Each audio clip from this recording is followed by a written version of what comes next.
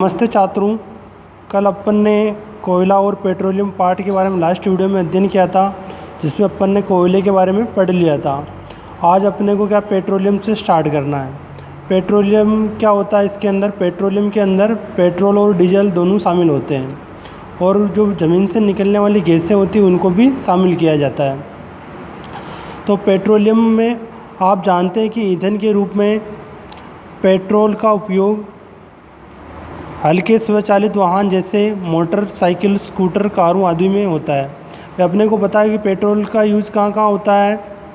मोटरसाइकिलों के अंदर होता है, स्कूटरों के अंदर होता है, मतलब कारें होती हैं उनके अंदर भी होता है। बहुत सारी कारें पेट्रोल से चलती, बहुत सारी कारों जो होती है वो डीजल से चलती है।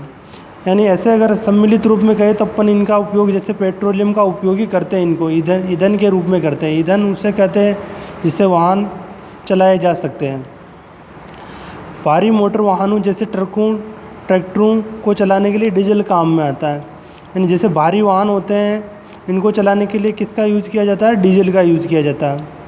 ये ईंधन प्राकृतिक स्रोत से प्राप्त होते हैं। अपने को जो पेट्रोलियम होता है ये कहाँ से प्राप्त होता है? प्राकृतिक स्रोत यानी प्रकृति से प्राप्त होता है, जिसे पेट्रोलियम कहते हैं। इसके बाद लिखा हुआ पेट्रोलियम शब्द की उत्पत्ति। जो पेट्रोलियम शब्द है वो किन दो शब्दों से मिलकर बना हुआ है, यह आपको ध्यान रखना है। पेट्रोलियम शब्द पेट्रो, और पेट्रो का अर्थ होता है चट्टान। क्या होता है? पेट्रो का अर्थ चट्टान, एवं ओलियम का अर्थ होता है तेल से हुई है।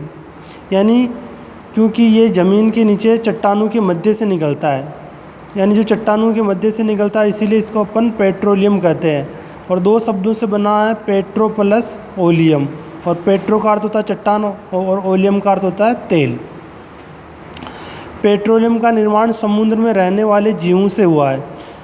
पेट्रोलियम का निर्माण कैसे हुआ? समुद्र में रहने वाले जीवों से हुआ। जब ये जीव मृत हुए, यानी मृत हुए तो उनके शरीर समुद्र के पेंदे में जाकर जम गए और फिर रेत मिट्टी की तहों द्वारा ढक गए। लाखों वर्षों के बाद वायु की अनुपस्थिति एवं उच्च दाब ने मृत जीवों को पेट्रोलियम और प्राकृतिक गैस में परिवर्तित कर दिया। यानी पेट्रोलियम की जो उत्पत्ति हुई, समुद्र के अंदर रहने वाले विभिन्न प्रकार के जीव थे, वो मृत अवस्था में पेंदे पे चले गए, और पेंदे में जाने के बाद वहाँ क्या वायु की अनुपस्थिति होती, यानी वायु उपस्थित नहीं होती समुद्र के अंदर, और ताप और दाब जो उच्च होता है, जिसके कारण ये जीव थे जो पेट्रोल और प्राकृतिक गैस में बदल गए। पेट्रोलियम और प्राकृतिक गैस के भंडारों को दर्शाता है। जैसे चित्र जो 5.4 है आपकी बुक में दे रखा है, पेट्रोलियम प्राकृतिक गैस के भंडार। देखो ये पेट्रोलियम की चट्टानें दर्शा रखी इधर, और जल, तेल और गैसें।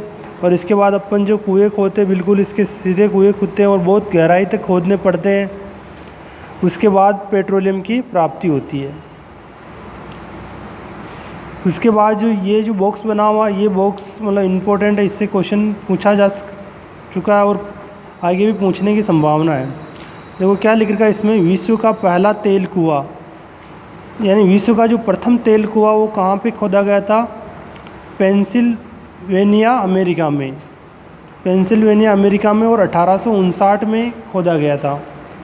उसके 8 वर्ष बाद, यानी उसके जो 8 वर्ष बाद 1867 में असम के माकुल नामक स्थान पर तेल का पता चला।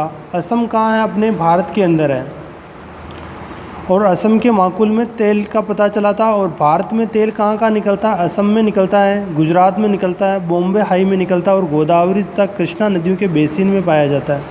तो आपको ये चीज़ें ध्यान रखनी है।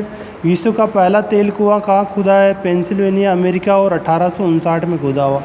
और भारत में तेल का, पेट्रोलियम तेल के बारे में कब पता चला? 1867 के अंदर। कहाँ पे पता चला था? असम में पता चला था।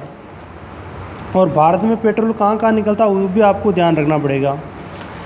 तो सबसे पहले असम में मिला, तो असम तो है ही है। उसके बाद गुजरात है, बॉम्बे हाई है, और गोदावरी तथा कृष्णा नदियों के बेसिन में पाया जाता है। उसके बाद जो पेट्रोल जो अपने को प्राप्त होता है, या पेट्रोल डीजल होता है, तो ये ज़मीन से बिल्कुल ऐसे शुद्ध रूप में नहीं निकलता, यानी विभिन्न प्रकार के जो मिश्रण के रूप में निकलता। फिर इसको क्या किया जाता है? उसको अलग अलग करके और पेट्रोल डीजल में परिवर्तित किया जाता है। जैसे ये लिखा हुआ पेट्रोलियम का परिष्करण का अर्थ होता है उसको मतलब तैयार करना किसी चीज़ को। पेट्रोलियम गहरे रंग का तेलीय द्रव है। पेट्रोलियम के गहरे रंग का तेलीय द्रव है जिसकी गंध अप्रिय होती है। ये विभिन्न संगठनों जैसे पेट्रोलियम गैस, पेट्रोल, डीजल, स्नेहक तेल, पैराफिन, मोम आदि का मिश्रण होता है। मैंने बोला था अभी पेट्रोलियम के अंदर क्या विभिन्न प्रकार की जैसे सारी चीज़ें होती है। पेट्रोलियम गैस भी होती है, पेट्रोल भी होता है, डीजल भी होता है, स्नेहक होता है, पैराफिन, मोम होता है। तो इन सबको क्या अलग अलग पृथक्कृत करते हैं। फिर उसमें से पेट्रोलियम को अलग निकालते हैं, डीजल को अलग निकालते हैं, मोम को अलग निकालते हैं, यानी सबको अलग अलग किया जाता है। और पेट्रोलियम को विभिन्न संगठकों तथा प्रभाजों को पृथक करने को परिष्करण कहते हैं। यानी विभिन्न पदार्थ के जो पेट्रोलियम के विभिन्न अवयवों को पृथक करने को परिष्करण कहते हैं। यह कार्य पेट्रोलियम परिष्करण में संपादित किया जाता है। उसके बाद ये वापस एक बॉक्स बना हुआ, ये भी इम्पोर्टेंट है।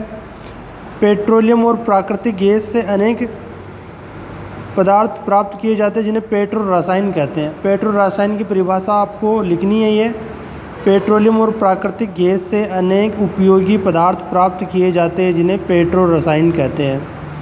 इनका उपयोग कहाँ किया जाता है? अपमार्जक, पॉलीएस्टर, जैसे अपन ने अपमार्जकों उनके बारे में पढ़ा था, रेशों के बारे में, पॉलीएस्टर, नायलॉन, एक्रिलिक, पॉलीएथीन तथा अन्य मानव निर्मित प्लास्टिक आदि के औद्योगिक निर्माण में किया जाता है। फिर लिखा प्राकृतिक गैस से प्राप्त हाइड्रोजन गैस का उपयोग यूरिया के उत्पादन में किया जाता है। यानी जो यूरिया होता है उसके निर्माण में हाइड्रोजन गैस का उपयोग किया जाता है। अपने बहुत अधिक व्यवसाय के महत्व के कारण पेट्रोलियम को काला सोना कहते हैं। तो ये चीज़ कितनी बार पूछी हुई, काला सोना किसे कहते हैं? तो काला सोना अपन किसे कहते हैं? पेट्रोलियम को कहते हैं। काला सोना किसे कहते हैं? पेट्रोलियम को कहते हैं। और सफ़ेद सोना किसे कहते हैं? अफीम को कहते हैं। तो ये भी ध्यान रखना, काला और सफ़ेद दोनों। फिर प्राकृतिक गैस के बारे में। प्राकृतिक गैस एक महत्वपूर्ण जीवाश्म ईंधन है और इसका परिवहन पाइपों द्वारा सरलतापूर्वक हो जाता है। जैसे अपने यहाँ पर जैसे पानी के नल आते हैं, वैसे बहुत सारी बड़ी बड़ी सीटियाँ जिसके अंदर जो गैसें होती है उनको अपन पाइप लाइनों के माध्यम से घरों के पहुँचाते। जैसे अपन जो अपने घरों में जो गैस काम में आती है एलपीजी, उसको अपन बोलते हैं लिक्विड पेट्रोलियम गैस, और सीएनजी संपीड़ित प्राकृतिक गैस। तो इन दोनों गैसों की फुल फॉर्म आपको ध्यान रखनी है। सीएनजी किसे कहते हैं? संपीड़ित प्राकृतिक गैस। और एलपीजी किसे कहते हैं? तो एलपीजी की फुल फॉर्म में बताई थी मैंने, लिक्विड पेट्रोलियम गैस। तो ये दोनों आपको ध्यान में रखनी है। सीएनजी का उपयोग ऊर्जा के उत्पादन हेतु किया जाता है। अब इसका उपयोग परिवहन वाहनों के ईंधन के रूप में भी किया जाता है। ये ऊर्जा के उत्पादन में भी किया जाता है और जो वाहनों के ईंधन के रूप में भी सीएनजी गैस का उपयोग किया जाता है। और एलपीजी का तो आपको पता ही है कि एलपीजी का उपयोग तो अपन करते ही हैं वाहनों के अंदर। तो जो भी अपने जो वाहन चलते हैं गैस से, तो वो एलपीजी गैस से चलते हैं। पर आजकल जो वाहन आ रहे हैं उसमें सीएनजी का प्रयोग भी किया जा रहा है। सीएनजी का अधिक लाभ ये, इसको घरों और कारखानों में सीधा जलाया जा सकता है जहाँ इसकी आपूर्ति पाइपों के माध्यम से होती है। उसके बाद पाइपलाइन का ऐसा जाल वडोदरा, गुजरात, दिल्ली के कुछ अन्य स्थानों पर उपलब्ध है। प्राकृतिक गैस का उपयोग प्रारंभिक पदार्थ के रूप में रसायनों, उर्वरकों एवं औद्योगिक निर्माण में किया जाता था। भारत में प्राकृतिक गैस के विशाल भंडार हैं। तो हमारे देश में प्राकृतिक गैस त्रिपुरा, राजस्थान, महाराष्ट्र और कृष्णा गोदावरी डेल्टा में पाई जाती है। तो ये भी आपको ध्यान रखना कि प्राकृतिक गैस के जो विशाल भंडार कहाँ कहाँ पाए जाते हैं। एक तो राजस्थान के अंदर है जहाँ अपन रहते हैं वो, फिर त्रिपुरा, महाराष्ट्र और कृष्णा नदी के डेल्टा में पाई जाती है। तो यह आपको ध्यान रखना है। उसके बाद पेट्रोलियम के विभिन्न संघटक एवं उनके उपयोग, इसको भी अपने को ध्यान रखना है। द्रवित पेट्रोलियम एलपीजी गैस घरों एवं उद्योगों में ईंधन के रूप में, यानी इसको घरों और उद्योगों में ईंधन के रूप में काम में लेते हैं। फिर पेट्रोल का जो उपयोग होता है मोटर ईंधन और शुष्क धुलाई के विलायक में। फिर मिट्टी का तेल यानी केरोसिन केरोसिन क्या किन काम में आता है? स्टोव को जलाने में, लैंप को जलाने में और जेट वायुयान के ईंधन के अंदर भी। फिर डीजल अपने को पता ही भारी वाहनों एवं विद्युत जनित्रों में ईंधन के रूप में। जो भारी वाहन होते हैं उनको चलाने के ईंधन के रूप में। स्नेहक तेल, स्नेहक यानी जो ग्रीस होता ना, वो उनको अपन स्नेहक बोलते हैं, तो वो स्नेहक हो गया। फिर पैराफिन मोम का मोमबत्ती बनाने में, वेसलिन बनाने में और मरहम बनाने में। और बिटुमिन्स का उपयोग पेंट एवं सड़कें निर्माण में। फिर उसके बाद कुछ प्राकृतिक संसाधन सीमित है, यानी जो प्राकृतिक संसाधन अपने ना जो प्रकृति से प्राप्त होते हैं, ये संसाधन क्या सीमित है। इनका उपयोग जो अपन करते हैं वो अपने को जितना मतलब काम में आए उतना ही उपयोग करो, यानी आवश्यकता से अधिक इनका दोहन करेंगे तो एक दिन ये समाप्त हो जाएंगे। आप जानते हैं कि कोयला और पेट्रोलियम जीवाश्म ईंधन है। मृत जीवों के ईंधन में परिवर्तन के लिए लाखों वर्षों का समय लग जाता है। दूसरी ओर इनके ज्ञात भंडार 100 वर्षों और चलने वाले। इसके अतिरिक्त इन ईंधनों का जलना वायु प्रदूषण का प्रमुख कारण है। जो अपन पेट्रोल और डीजल है, इनके स्रोत है वो क्या सीमित है, और अब आने वाले 100 वर्ष तक ये चलेंगे। अगर इनका दोहन ज़्यादा करेंगे, इनको काम में ज़्यादा लेंगे तो उससे पहले भी ये समाप्त हो सकते हैं।